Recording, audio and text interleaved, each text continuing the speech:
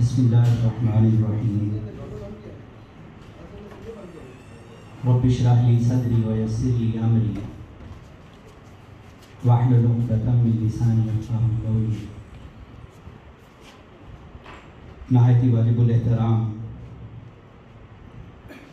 جناب محترم غلام مرتضیٰ جٹ صاحب،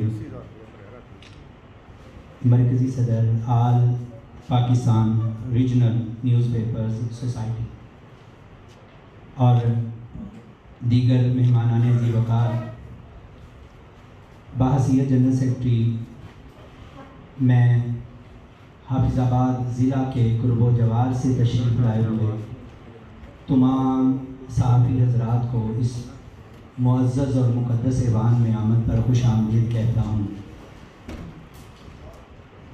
اور بالخصوص حافظ آباد میں اپنی نوعیت کا منفرد پروگرام آرگنائز کرنے پر ضلعی coordinator all Pakistan regional newspaper society میرے بڑے ہی محترم جناب گلزار حسین چوہان صاحب کو مبارکباد پیش کرتا ہوں۔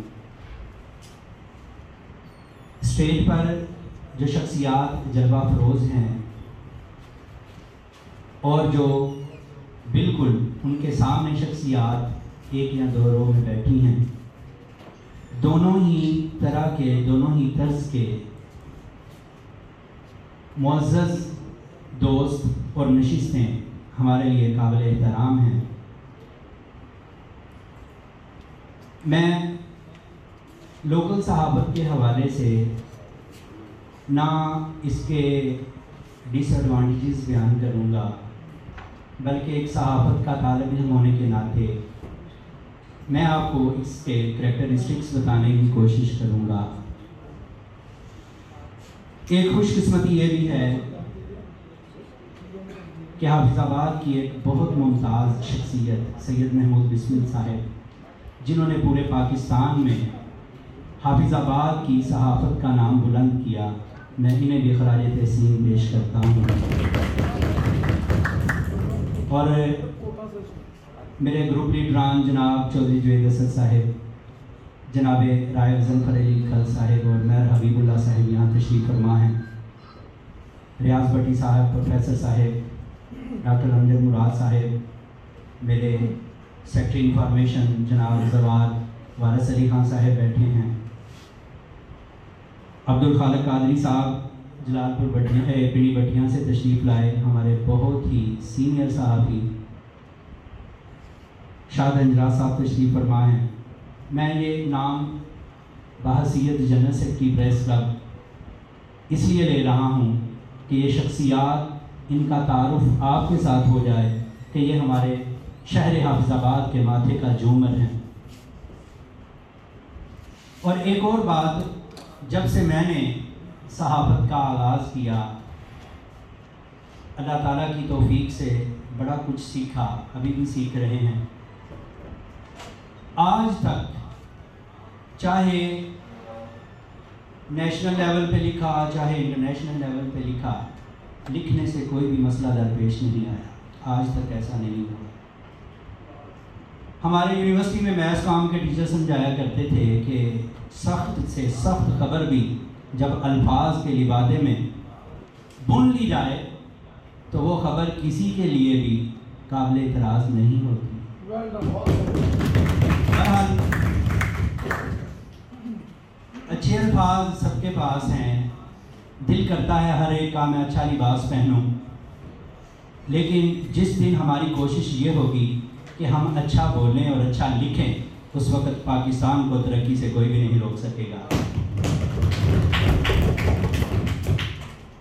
کسی شاعر نے کہا تھا، کون سی بات کہاں کیسے کہی جاتی ہے، یہ سلیقہ ہو تو ہر بات سنی جاتی ہے۔ تو ایک صحافی کے ذمے یہی ایک چند ایک فرائض ہیں جس کو اس نے سر انجام دینا ہوتا ہے۔ سب سے پہلے جو لوکل اخبارات ہیں، جس طرح میرے برادر محترم جوید اسد صاحب نے بتایا کہ بڑے بڑے اخبارات ہمارے نام کے ساتھ ضرور لگتے ہیں، لیکن اگلے دن سارا مغز خبر کا نکال کر ہمارے سامنے خبر آ جاتی ہے. بڑا دکھ لگتا ہے, بہت دکھ. خصوصاً ان دوستوں کو بہت دکھ لگتا ہے جو خود الفاظ کو تراشتے ہیں. کئی ایڈیٹر حضرات اس طرح کے ہوتے ہیں کہ وہ اپنی میڈیا پالیسی کو مد نظر رکھتے ہوئے بالکل کچونگر نکال کے رکھ دیتے ہیں. لوکل صحافت میں ایسا نہیں ہوتا.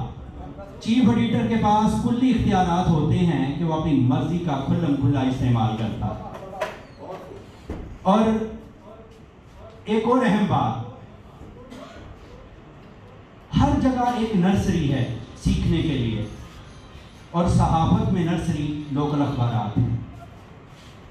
لوکل اخبارات میں اپنے مسائل کو اجاگر کرنے کے لیے آپ تجربات کر سکتے ہیں, اپنے الفاظ کو, اپنے محاورات کو, اپنے جملوں کو بہتر بنانے کے لیے ووکیبلری ڈھونڈ سکتے ہیں.